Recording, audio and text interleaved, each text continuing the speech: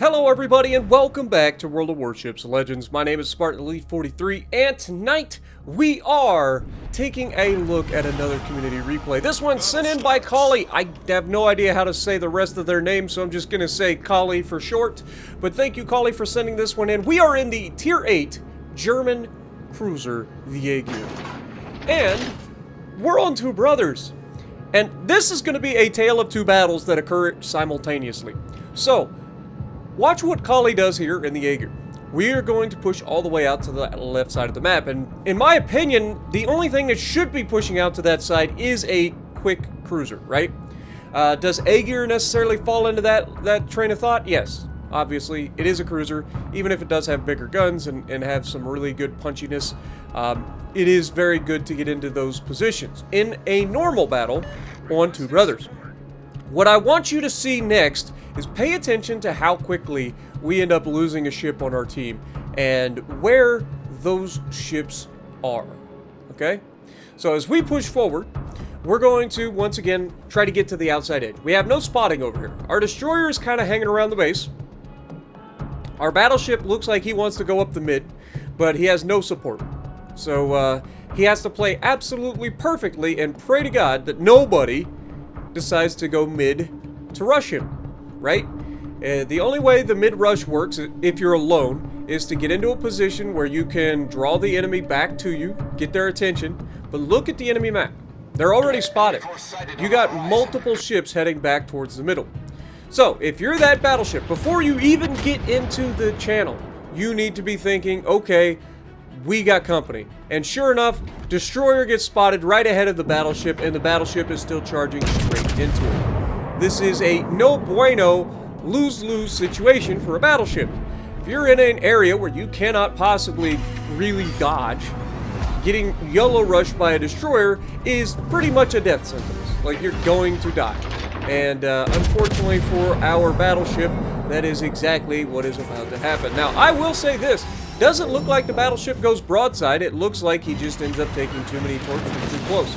And again, that just goes down to, like, you got to recognize when you see people coming in, the only reason you see people coming in is because they have support, right? Most people will not go middle by themselves.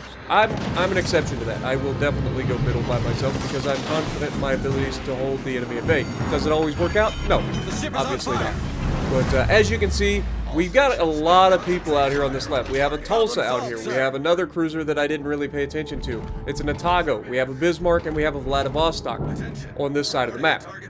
Now, we know that there's at least a cruiser, a battleship, and a destroyer in the middle of the map. Now, at this point, our team needs to regroup. Our destroyers, we have one almost in their cap already because there's been nobody go to the right side of the map. So the enemy has committed all of their forces to this left flank and the middle rush, which is fine. But you got to understand when you do that you have to win those flanks. You have to win one of them at minimum.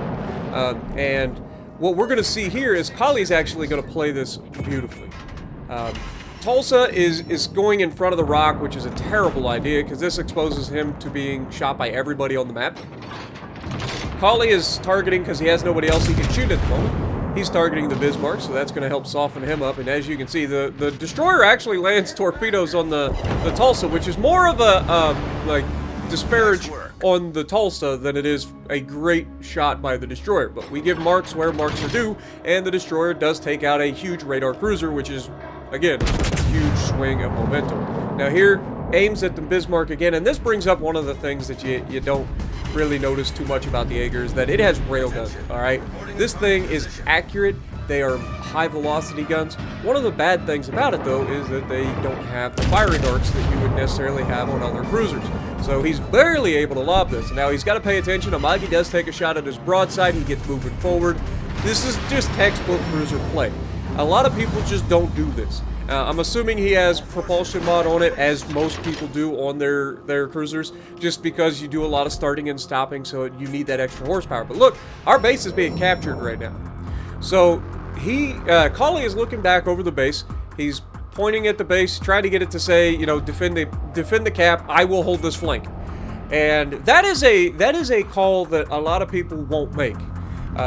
Get get your teammates' attention to try to do something that you can't. Like, if Calling were to try to go back, the game would be over before it ever gets a chance. But telling your teammates who are already closer, such as the Destroyer, who's already demonstrated he has a little bit of competency by killing the Tulsa, getting the Destroyer to go back and help with the people that are in the middle, having those Battleship and that Cruiser back to help with that. He catches a beautiful, beautiful shot into the Otago, and like that was just... That's what I'm talking about with the Jaeger, man. This thing is nasty accurate. Alright, do not sleep on this thing. And AP on this thing is insane. And Vladdy, I have a feeling, is about to find out as well, because I guarantee these are going to be Citadels. There's another 3 Citadels. Just like that, we're up to 7 Citadels in 2 shots. That's how quickly this thing can ruin your life if you're in a ship that is prone to Citadels. And Vladdy clearly hasn't learned his lesson because he's still broadside. He's like, ah, I just lost half my health to a cruiser. Fortunately, he does turn in a little bit, not to try to stop the Citadels, but to get around the island. He turned in a little bit, and that was all he needed to avoid the Citadels at that range. And now he's angling pretty well here. So we aim for the bow side plating. It's too steep of an angle. But look at what he's setting up next. He's already thinking torpedoes. He's using the island to try to protect him from the Vladdy. He's estimating what the Vladdy's going to do, which is come around the corner. We got a Bismarck right off our bow, so we're going to get angled against him and already set up for the torp strike on the left side of the ship. Remember, when you're charging a cruiser down, you have to assume you're getting torped, okay? And if you don't have enough hit points, you've got to pay attention to making sure you try to force these guys to miss. Notice he launched right on the white line. At these ranges, it's very difficult for a battleship to dodge, but, I mean, you gotta be careful when you launch it on white lines, man. Try to anticipate what they're gonna do, but again, he showed that these guys weren't the brightest battleship captains in the world, and to prove that off one last time, Vladdy survives the torpedo rush, but what did we already talk about with the guns of this thing versus a Vladivostok or any other ship that's capable of being citadeled really easily? If you come around the island, this is not a good start. Now here, I would use the sonar to spot the Vladdy, personally, but that's just me. We are still spotted, and there's the Vladdy. That is one thing I will give you a little bit of a tip for. In that situation, just pop that sonar. There's no reason not to pop the sonar there. Pop the sonar, keep the guy spotted. You'll be able to shoot him. You'll never even get shot because you'll kill him before he's able to shoot you. Because his guns are so far back on his ship that you'll be able to shoot straight into his citadel right before he ever gets a chance to shoot you. But that's the only bad thing here. But look at the teams. Our team has failed in the defense of the cap for the most part. The enemy team has failed in their defense of the cap. Our destroyer has managed to get in there and capture the base. All we need is somebody to land a hit on something that has some points. Now that battleship probably doesn't have that many points, and they probably keep shooting the battleship, so they're resetting it a little bit, but they're not getting enough. Now the battleship manages to take down the Atlantico, and that just leaves the cruiser down there. But did the cruiser and battleship do enough? It's very, very close here, guys. It really is. Good show. And just in time, our teammate manages to get the cap. And so the guys that went back and defended the cap did just enough to win the match. And that's all that matters. 200,000 damage done, holding the flank completely solo.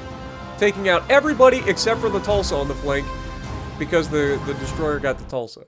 So let me know what you guys think. This was a fun, quick match that I just had to show you guys because it shows 2 completely different fights that occur at the exact same time, both of which could have won their team the game. And fortunately for us, it ends up winning our team the game just by the skin of our teeth. So let me know what you guys think, and if you like what I'm doing, punch the like button, leave a comment below, subscribe to the channel if you haven't already, and as always, I will see you in the next video.